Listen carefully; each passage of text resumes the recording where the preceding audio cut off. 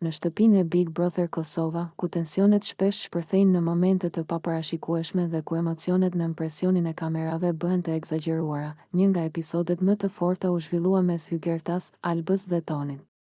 Ky moment nuk ishte thjesht një debat, por një përplasje që shfaqi dhunë psikologjike, ofendime verbale dhe emocione të papërmbajtura, duke lënë mbresa të forta të publiku dhe brenda shtëpisë. Incidenti nisi kur Alba, në një bisedë të hapur me Tonin, përmendi një çështje shumë personale, po kishte fëmijë, prindërit e divorcuar edhe fëmia në të njëjtën rrugë do shkojë. Fjalitë e saj, ndonse të drejtuara në kontekstin e diskutimit, patën një efekt dramatik mbi Tonin.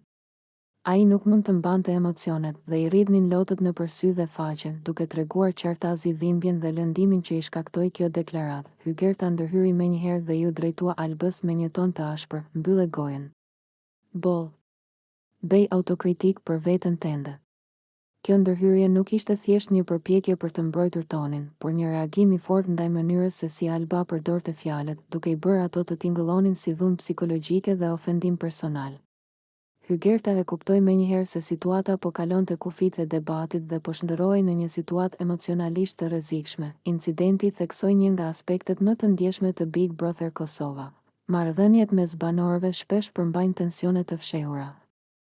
Dhe një fjalë e nxjerrë jashtë kontekstit mund të shkaktojë reagime shumë të forta emocionale.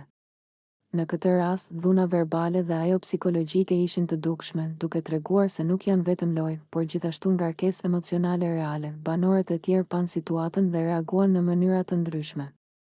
Disa mbështetën Hygertën për ndërhyrjen e saj, duke e parë si një përpjekje për të ruajtur respektin dhe dinjitetin e Tonit. Të tjerët e panë si një tension të tepruar, duke sugjeruar se debati mund të ishte menaxhuar në mënyrë më të qetë.